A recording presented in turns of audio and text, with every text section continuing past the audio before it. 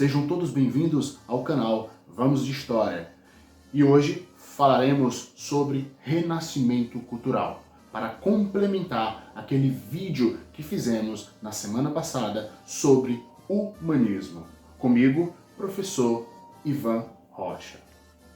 Diante do contexto histórico daquele momento, tivemos uma transição, uma passagem. O humanismo ou renascimento seria aquela ideia de ponte entre a Idade Média e a Idade Moderna. Nós vamos viver ou vivenciar, no caso estudando, porque não tem como a gente voltar no tempo, mas a gente ainda tem frutos daquele momento, daquela explosão de conhecimento, ou seria, na verdade, um resgate de conhecimento, porque o renascimento cultural, científico, filosófico, econômico, artístico, literário, ele vai ser o resgate da cultura greco-romana, que se perdera no passar do tempo.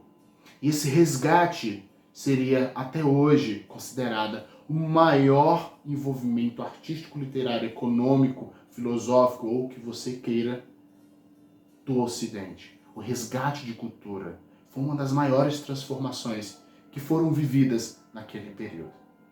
Exemplificarei e colocarei nesse vídeo os aspectos mais importantes do Renascimento, ou renascentista, ou renascença, como queira, tá?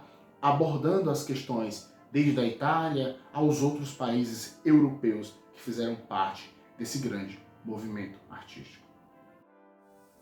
O Renascimento cultural foi um movimento que teve seu início na Itália entre os séculos XIII e século XV e se estendeu por toda a Europa. Os artistas, escritores e pensadores renascentistas expressavam em suas obras os valores, ideais e nova visão do mundo, de uma sociedade que emergia da crise do período medieval. Na Idade Média, grande parte da produção intelectual e artística estava ligada à Igreja Católica.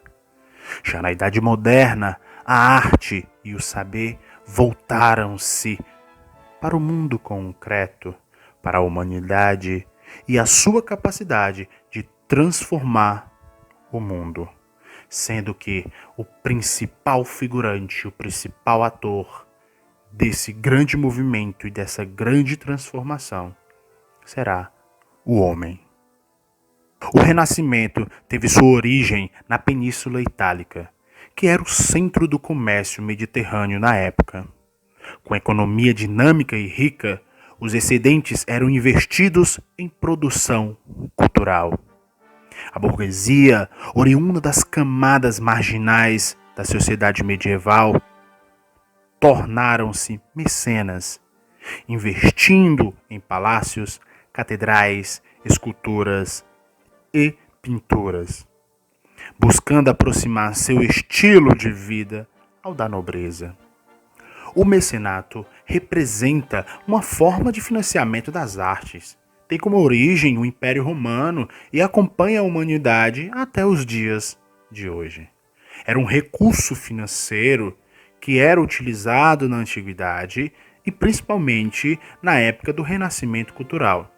E dentro desse contexto, nós vamos ter os tipos de mecenato, de acordo com o que ele patrocinava, o que ele incentivava.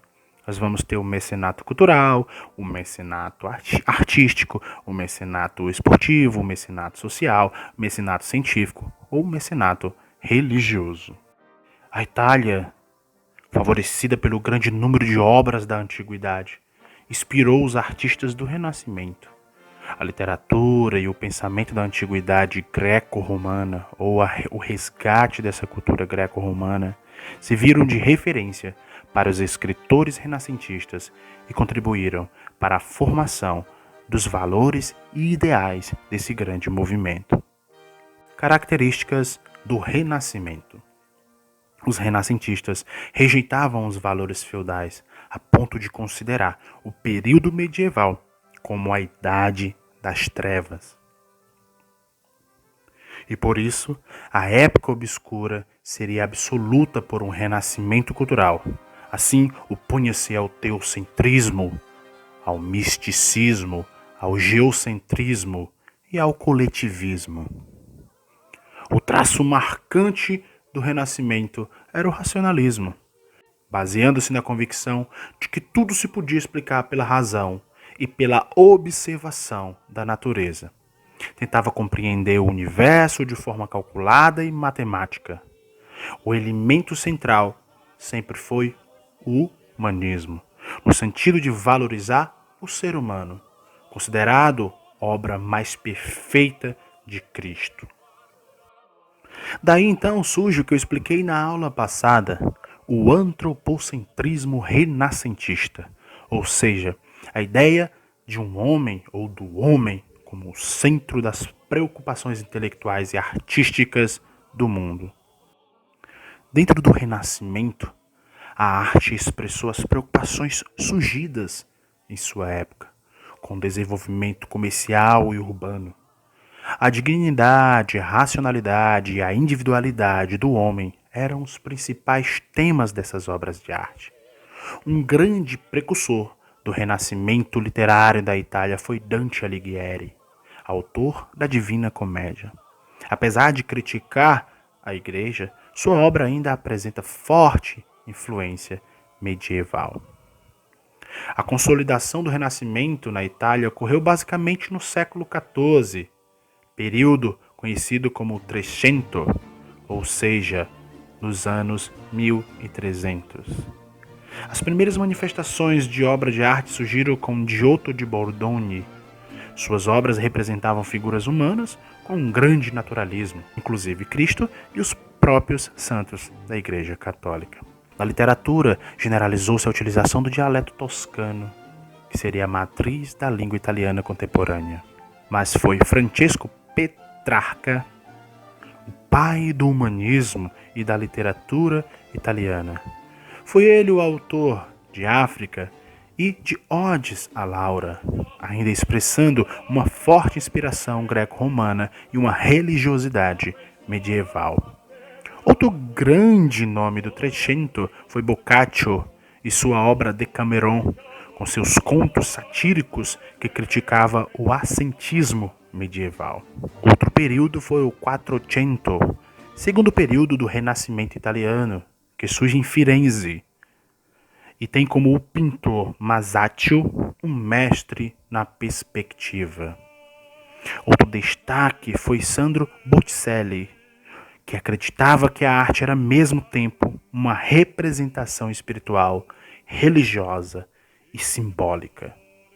Destacou-se também o arquiteto Filippo Brunelleschi, autor da cúpula da Catedral de Santa Maria del Fiore, o escultor Donatello e os pintores Paolo Uccello, Andrea Magnetta e Fra Angelico. No terceiro período, o Cinquecento, Roma passa a ser o principal centro da arte renascentista. Fora construída então a Basílica de São Pedro no Vaticano, projeto do arquiteto Donato Bramante. Na literatura, se sistematizou o uso da língua italiana. E um dos principais que irá representar a literatura daquele momento será Nicolau Maquiavel, com a sua obra O Príncipe. Não poderíamos destacar ou deixar de falar sobre as pinturas. E aqui nós temos um monte delas. Leonardo da Vinci, com Mona Lisa e a Santa Ceia. Rafael Sanzio, conhecido como o pintor das Madonas. Tiziano, o mestre da cor que imprimiu sua marca na Escola de Veneza. Michelangelo, escultor e pintor conhecido como o gigante do Renascimento, responsável pelos monumentais afrescos da Capela Sistina. São também deles a escultura de Davi, Moisés e La Pietà. Assim concluímos o assunto do capítulo 4, Humanismo e Renascimento, e qualquer dúvida pode me procurar seja aqui nos comentários ou no meu WhatsApp, para tirar qualquer dúvida. Obrigado, tchau.